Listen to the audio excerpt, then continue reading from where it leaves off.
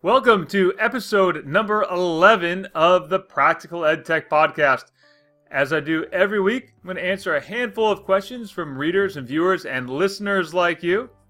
But first, let's take a look at some news and notes from the world of EdTech in the last week.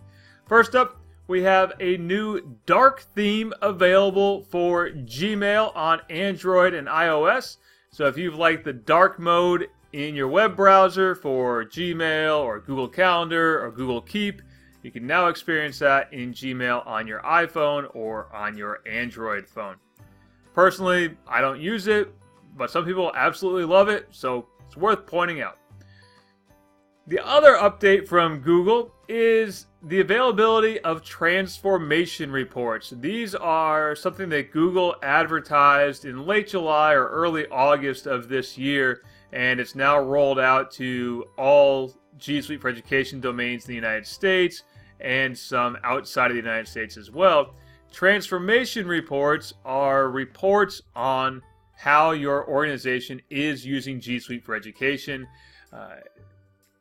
Whether or not that's transformative is debatable, but it could be good information to have as a G Suite for Education domain administrator or an IT administrator to see how your organization is using the tools that are available to them or not using the tools that are available to them. The last little note about Google, and it's not entirely Google related, although it is very, very close to Google related. Dan Russell, who is Google's Senior Research Scientist for Search Quality and User Happiness at Google. What a title. Basically, he's in charge of making sure that you like your Google search experience. Has a new book out. It's called The Joy of Search. Hit the bookshelves this week. Get it from your favorite book retailer. I bought mine from Amazon, but of course you can buy yours anywhere that sells books. MIT Press is the official publisher of it. It's called The Joy of Search, a Google Insider's Guide to Going Beyond the Basics. Now, I read a sample of this earlier this year, probably back in late June or early July, and it was fantastic. I've been following Dan's work for more than a decade. He poses fantastic search challenges on his blog, searchresearcher1.blogspot.com. You can check that out. Every week he has a pretty cool search challenge, and a lot of what he explains in the search challenge you can modify or use directly in your own classroom for teaching search. And if you ever get a chance to see Dan at a conference, he speaks at a lot of education conferences, a lot of teacher librarian conferences. I saw him back in April at TLA, the Texas Library Association conference. Go and do it. You won't be disappointed by seeing Dan speak. Sometimes you may say, well, I already knew how to do that, but it's still really an interesting approach to teaching search and understanding search that he has. And again, the book is called The Joy of Search. You can get a free sample of it on his blog, searchresearcher1.blogspot.com, or just go to Amazon and buy a copy of it today. Now, speaking of books, not exactly a hardbound book. In fact, it's not a bound book at all. But this week, I published the 2019-2020 edition of the Practical EdTech Handbook. It's a 45-page PDF you can download for free. Get it at practicaledtech.com/free-handbook. 45 pages of my favorite EdTech tools, categorized and organized, and there are links to tutorials in there. There's also some search challenges of my own that I've included in there. So check it out. It's free to download and print it out, share it with your friends. Don't print it out, keep it to yourself, whatever you want to do. You can check it out, practicaledtech.com/free-handbook. No obligation, no strings attached. Just go and check it out. All right, so that's it for books. Now, some other neat things that came out in the world of EdTech or education this week. I'm a big fan of Microsoft's Immersive Reader, which will read pages aloud to students.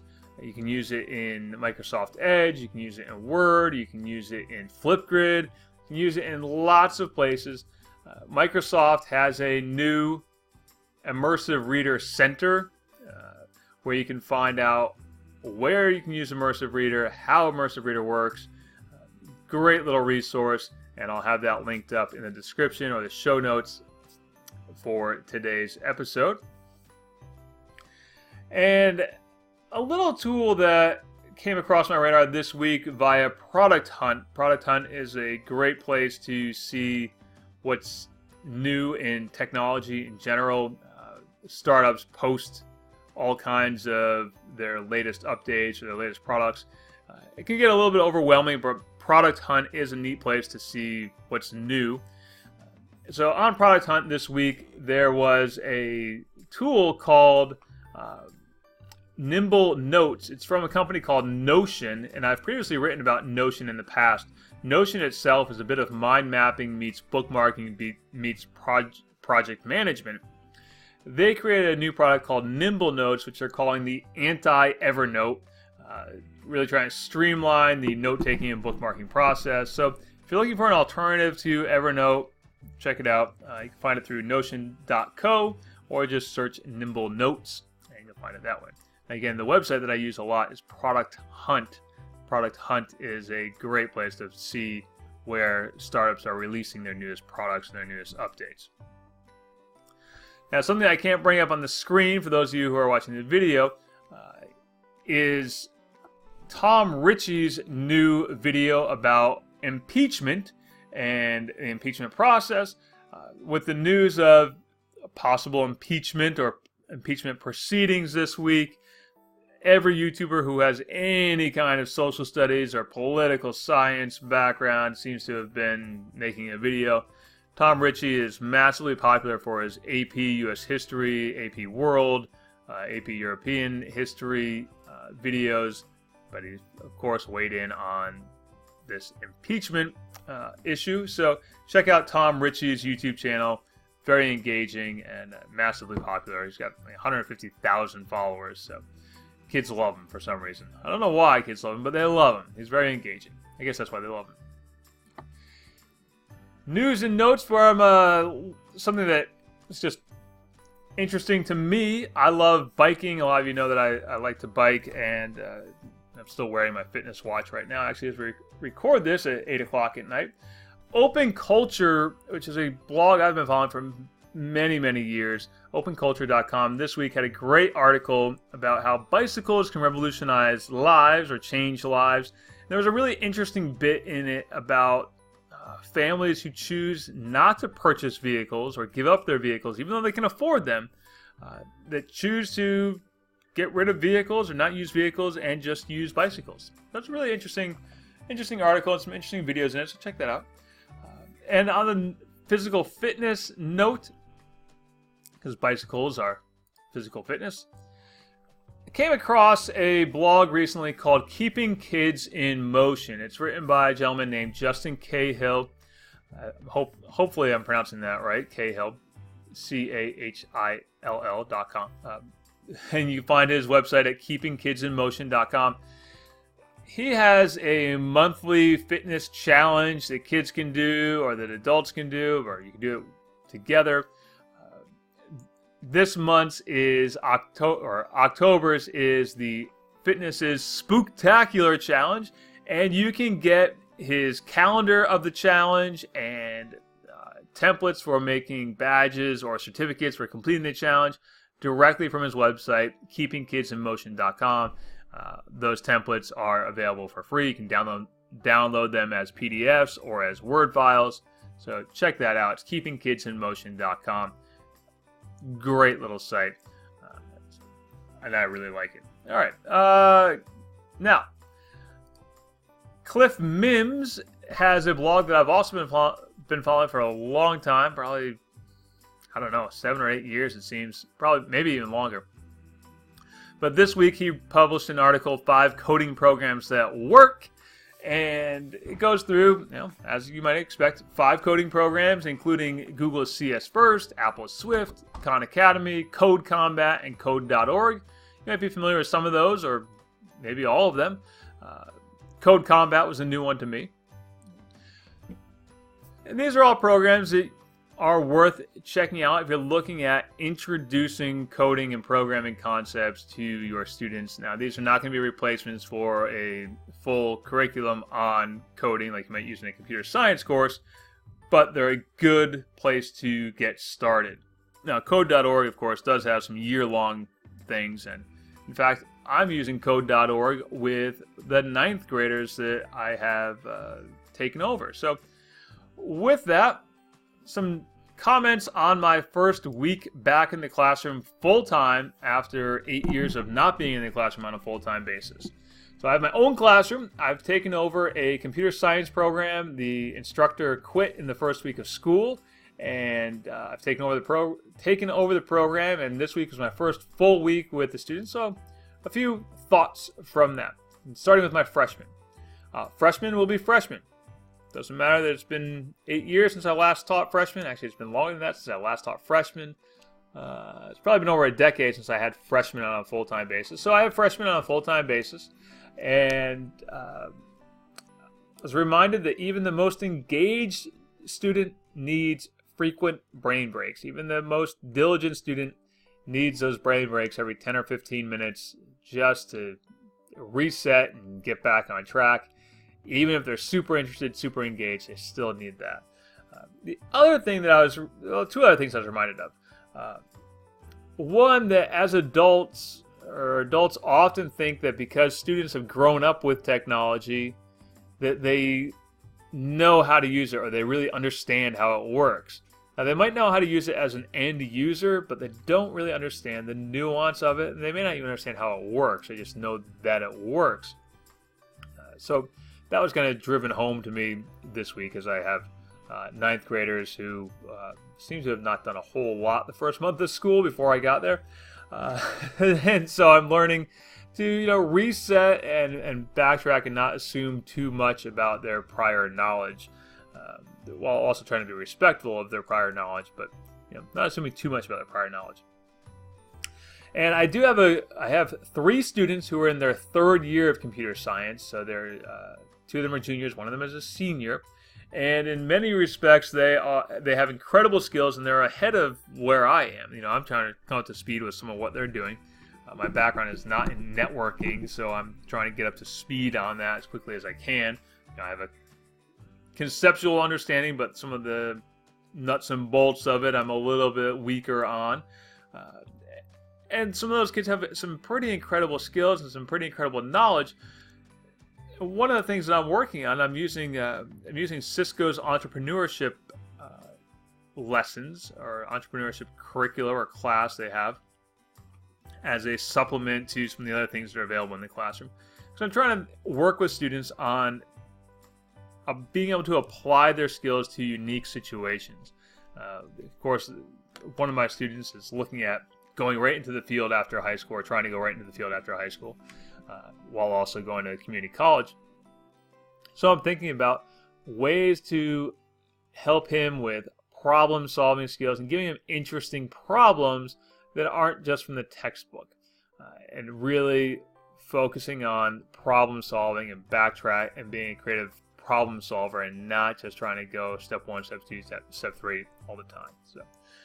So that's my reflection on my first week back in the classroom on a full-time basis teaching computer science, which I've never actually taught before. So that's interesting. Yeah. So let's get into some questions that I have from readers and viewers and listeners like you. And the first question that I have came from Lori, who asked, do you have any tips for creating data visualizations? I have a group of 7th graders who are learning about data collection methods in social studies, and I'd like for them to be able to make more than just bar graphs. So I had a couple of ideas for Lori. The first one was to use Google Sheets Explore function. Now, if you're watching the video of this, you're going to see a demo. If you're listening to this, just go to sheets.google.com, open a blank spreadsheet, and in the bottom right-hand corner, you'll find an Explore function. Now, this works with any spreadsheet that you have in Google Sheets, but just to demo it, open up a blank one, hit the Explore button, and Google will fill in some sample data. The sample data that it fills in is all data about the World Cup, the history of the World Cup from 1930 to 2014. Hit the Explore button, and you'll see that Google will read the data that's in there and suggest visualization options. It will suggest formatting options. It will suggest different ways to display the data with pie graphs and, of course, bar graphs, but Lori wanted more than just bar graphs. And, so all kinds of little graphs, and it suggests little questions or little things to look up, like median of goals scored when runner-up is Hungary. Okay.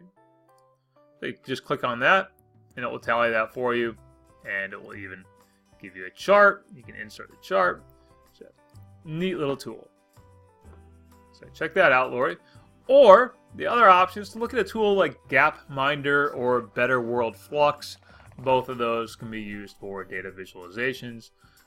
Also Tableau software, but that is kind of expensive. It's $70 a month. So I'd start with Google Sheets Explorer. All right. Question from Isabel. Isabel emails me about once a week, it seems, which is great. Happy to answer questions from everyone and anyone. So Isabel said, "Hope everything is well with you. Glad to read the post about the app Glide. Do you think I could build one for my classes so that they could practice grammar and vocabulary? I teach German A2. That would be great. Thanks. Regards, Isabel." I think you could. I think it would take some time. Like any app, the more variables you include, the longer it's going to take you to plan it out. So you could do that with Glide, but but depending on what you're envisioning, and you're envisioning practicing grammar and vocabulary, if it's just a flashcard type of thing, then you might be better suited by using something like Flippity.net or Quizlet, which will make flashcards and multimedia flashcards for you. So if that's what you're thinking of, then I would go that route. If you have other ideas for the app, then Glide would probably work well. Just take some time to plan it all out. Question from Kimberly, and I'm going to abbreviate the question a little bit here. I'm not sure if you can help me, but I've been stuck for a few weeks. Thought of you. I want to create a Jeopardy-style PowerPoint for a review unit. Someone created the framework in the game and it worked fine until I tried to save and share. He saved it as a PPM file and it has to be saved as a PPX in order to upload and share with the formulas intact. The person who created it can no longer help me, but I really want to complete this project. Can you direct me to try to figure this out, or do you do contract work? I think it's a simple fix. When the students answer a question correctly, I need the box to add 100 points. It does this in the PPM file, but not as a PPX file. So, two questions there. One, I don't do contract work generally for problems like this. I do contract work for professional development as a whole with schools or with nonprofits, but I don't do it on a solving problems like this basis. But I'm happy to try to answer it for you. So in this case, I'm not exactly sure what went wrong with this conversion. Hard to tell without looking at the actual file itself. That said, if the person who created it isn't available or isn't able to help you anymore, and you want to know how it really works, I would say start from scratch. And you could use, again, a tool like Flippity.net, which has templates for doing this from a spreadsheet. eQuizShow also has templates for doing this. You could also start from scratch as well using a PPTX file and build it up that way. I would start with one of those three and build it up from scratch, as opposed to trying to modify somebody else's work, that particularly somebody who can no longer help you, no longer tell you how they put it together. I think that's probably your best bet, rather than trying to reverse engineer what somebody else did or didn't do correctly. Maybe that's not the answer you're looking for, but that's the best answer I can give you without looking at the file itself. So a question came from Brian, who said, "Hey Richard, Have you come across any online Chrome-based software to easily allow students to create a morning show type video? My school has teacher PCs, but we're trying to give more control to students and allow more flexibility in working on the show. Thanks, Brian. So for this, Brian, and I actually emailed Brian back, and he emailed me back again.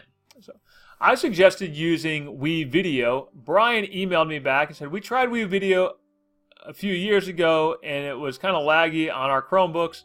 And I wrote back to him and said, I had the same experience a few years ago, but in the last year, it's gotten a lot better. I used it last fall with a group of 7th graders, and it worked just fine on the Chromebooks. At 20 or so 7th graders working on it all at the same time, and it worked well. I think WeVideo's improved a lot of their tools in the last couple of years, so I would say try WeVideo again if you're looking to do that kind of a morning show type of video on a Chromebook. That's what I would go with.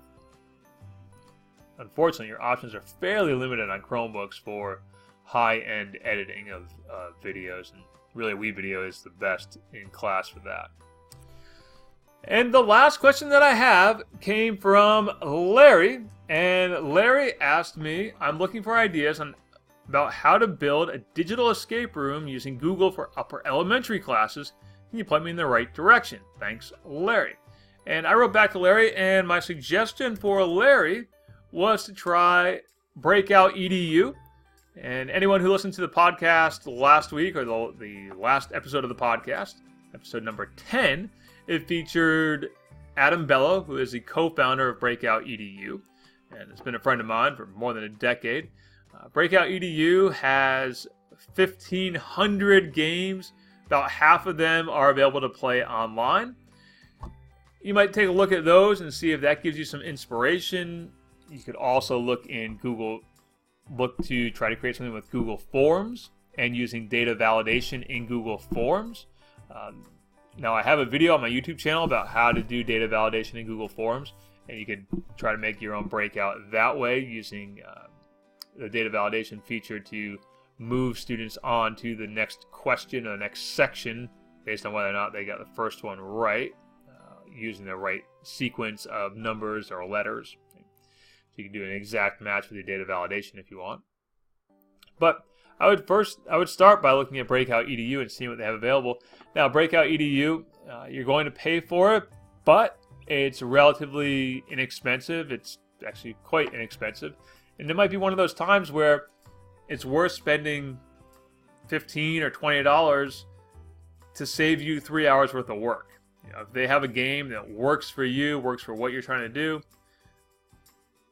might be worth spending a little bit of money. Now, I'm never going to say you have to buy something from them or buy anything from anyone for that matter. It's free technology for teachers, after all, is where I've made my name. But there are times when I will buy things because it does save me time in the long run.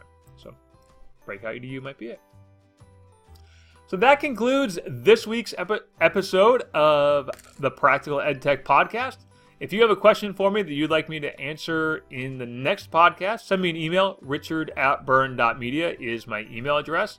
Or send me a note on Twitter or on Facebook. Although I'm only on Facebook for 10 minutes a day, I have a little timer. I have a little app that limits me. It's called Stay Focused. It limits me for 10 minutes a day. So the best bet is to email me or send me a note on Twitter. My Twitter account is rmburn, B-Y-R-N-E, or just send me an email.